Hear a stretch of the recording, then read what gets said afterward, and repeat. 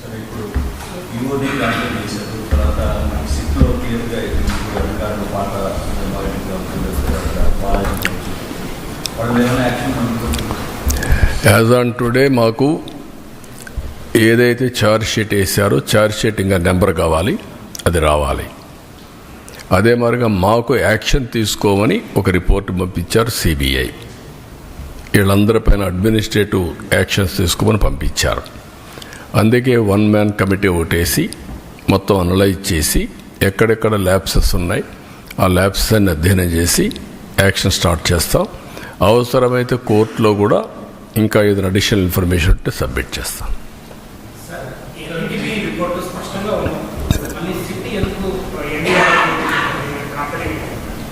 ఏది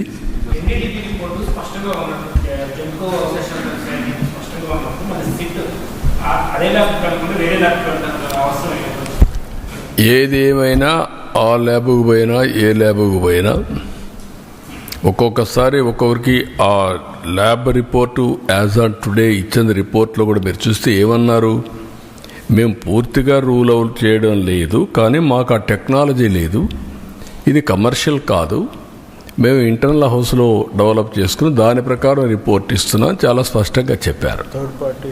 third party reference కూడా చేయమని కూడా చెప్పారు. అప్పుడు చెప్పినప్పుడు where is the question? First report confirm చేశారు, ఏ రిపోర్ట్లో చూస్తే చేశారు.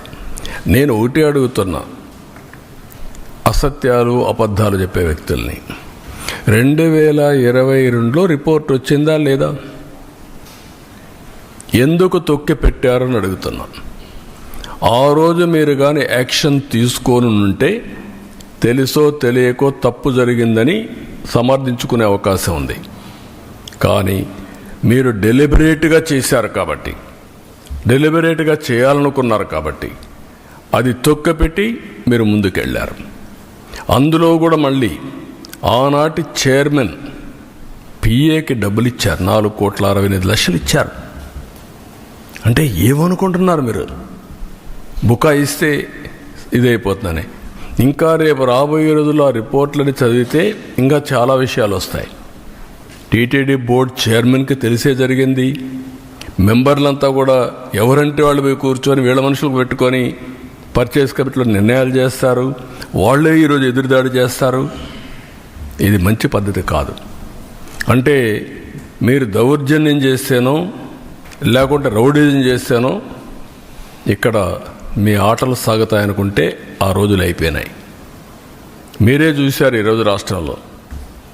ఆ రోజు ముఖ్యమంత్రిగా నేనే ఉన్నాను. వివేకానంద రెడ్డి మర్డర్ చేసిన నెక్స్ట్ డే కత్తి నా చేతిలో పెట్టారు. ఇప్పుడు అదే చేయాలనుకుంటున్నారు. మంచి పద్ధతి కాదు. అది కూడా మీరు పెట్టుకుని దేవునితో పెట్టుకున్నారు. నాతోనే కాదు, దేవునితో పెట్టుకోవడం మంచిది కాదు. ఇది ప్రతి ఒక్కరు కూడా మక్కాకు పోవాలని ముస్లిమ్స్ అనుకుంటారు, దారుసలాముకు పోవాలని జెరూసలాముకు పోవాలని క్రిస్టియన్స్ అనుకుంటారు. అదే సమయంలో తిరుపతికి వచ్చి దర్శనం చేసుకోవాలని హిందువులు కోరుకుంటారు. ఒక్కసారి కాదు, ఎన్నిసార్లు వీలైతే అన్నిసార్లు వస్తే అంత మోక్షం వస్తుందని, అదే మరి వాళ్ళ జీవితానికి విముక్తి వస్తుందని కోరుకుంటారు. అలాంటి పవిత్రమైన వెంకటేశ్వర స్వామితో పెట్టుకోవడం మంచిది కాదు. నేను ఎప్పుడూ నమ్ముతాను, కలియుగ దేవుడు వెంకటేశ్వర స్వామి, ప్రజల్ని కాపాడేది వెంకటేశ్వర స్వామి. మనకి ఏ సమస్యలున్నా మనం ఆయన మొక్కొని ఆయన మీద భారం వేసి పనిచేస్తాం. అది మన యొక్క సంస్కృతి సాంప్రదాయాల్లో ఒక భాగం. మనందరికి కూడా ఆ పవిత్రమైన దేవుడి మీద నమ్మకం. ఇప్పుడు జరిగింది నమ్మకం విశ్వాసం పైన దాడి, వెంకటేశ్వర స్వామి పైన దాడి. అది మంచిది కాదు.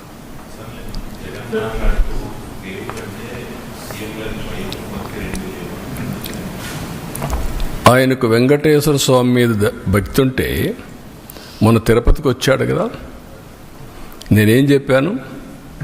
మీరు డిక్లరేషన్ పైన సంతకం పెట్టండి. అది వెంకటేశ్వర స్వామి టీటీడీ సాంప్రదాయాలు.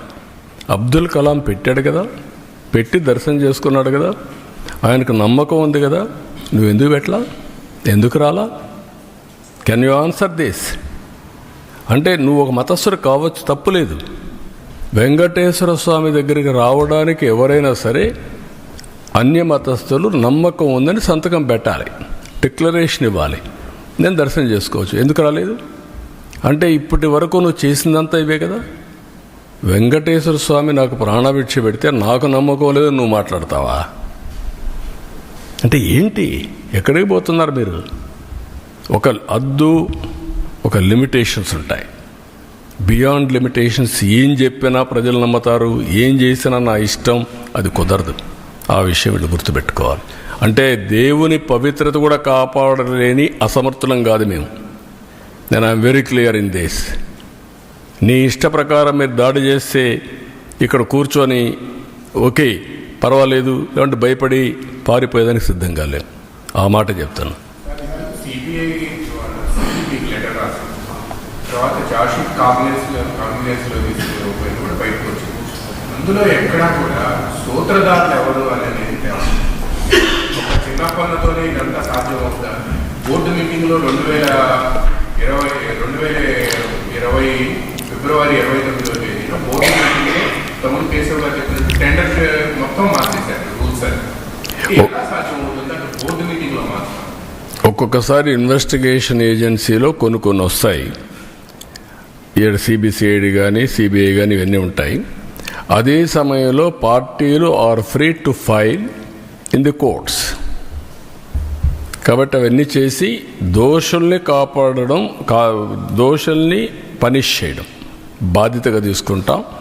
ఉండే అన్నీ కూడా ఏ మార్గాలు ఉన్నాయి అన్ని మార్గాల ద్వారా, అన్నింటికంటే అండి మీరు గుర్తుపెట్టుకోవాల్సింది, ప్రజల మనోభావాలతో ఆడుకున్న వ్యక్తుల్ని, దేవుని పవిత్రతని దెబ్బతీయాలనుకున్న వ్యక్తుల్ని ఉపేక్షించే సమస్య లేదు. ఏమేమి పాసిబిలిటీస్ ఉన్నాయో అన్ని విధాలా చేసి నేను ఒక మాట చెప్పాను, ముందు మాధవ సేవ, తర్వాత మానవ సేవ. దేవుడే లేకపోతే సేవ ఏం చేస్తాం? నమ్ముకునేది మనం అందరం డెస్టినీ, దేవుడు. ఆ దేవుణ్ణి ఏ మంచి జరిగినా చెడు జరిగినా దేవుణ్ణి ప్రార్థించి ముందుకు పోతాం. అలాంటి దేవుడికే ఇది లేకపోయినప్పుడు కానీ మనం ఏం చేసినా కూడా ఫలితాలు రావనేది నా నమ్మకం.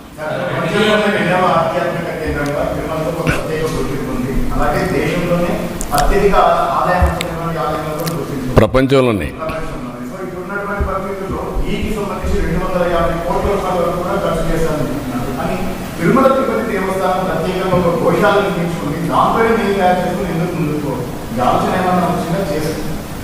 అవి కూడా మేము ఎక్స్ప్లోర్ చేస్తాం. అంటే ఒకటి దేవునికి చేసే సాంప్రదాయాలు ఒక యాంగిల్, ప్రసాదాలు తయారు చేయడానికి మనకు చాలా కావాలి. అది అందుకనే ఇంత మునుపు కూడా ఏం చేశారంటే పవిత్రంగా ఆవుల నెయ్యి ఎక్కడైతే తయారవుతుందో ఆ డైరీస్ నుంచే తీసుకున్నారు. దాన్ని వైలేట్ చేయడానికి తక్కువ ధరకు కెమికల్స్ మిక్స్ చేస్తే వస్తుంది కాబట్టి ఎవడైనా పర్వాలేదని వీళ్ళ కమిషన్ల కోసం ఈ పని చేశారు. కమిషన్ కూడా నేను డెలిబరేట్గా వెంకటేశ్వర స్వామి యొక్క ప్రతిష్ట దెబ్బతీయడానికి, పవిత్రత దెబ్బతీయడానికి చేసినటువంటి కార్యక్రమం ఇది. ఇక్కడ డబ్బులు గిబ్బులు అక్కడ కాకపోతే వదిలి కొడతారు, అది వేరే విషయం. కానీ పవిత్రత దెబ్బతీయడం చాలా ప్రమాదం. That is where all of us has to understand. A SIT మీద? సిట్ మీద ఎట్లా? ఎందుకు సిట్ మీద కమిటీ ఏంటి?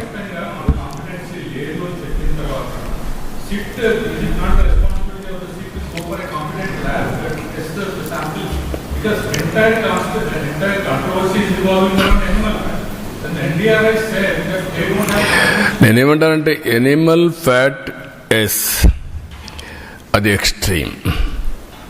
పవిత్రత దెబ్బతీసే విధంగా కెమికల్ గీతో తయారు చేసి ఇస్తారా దేవుడికి?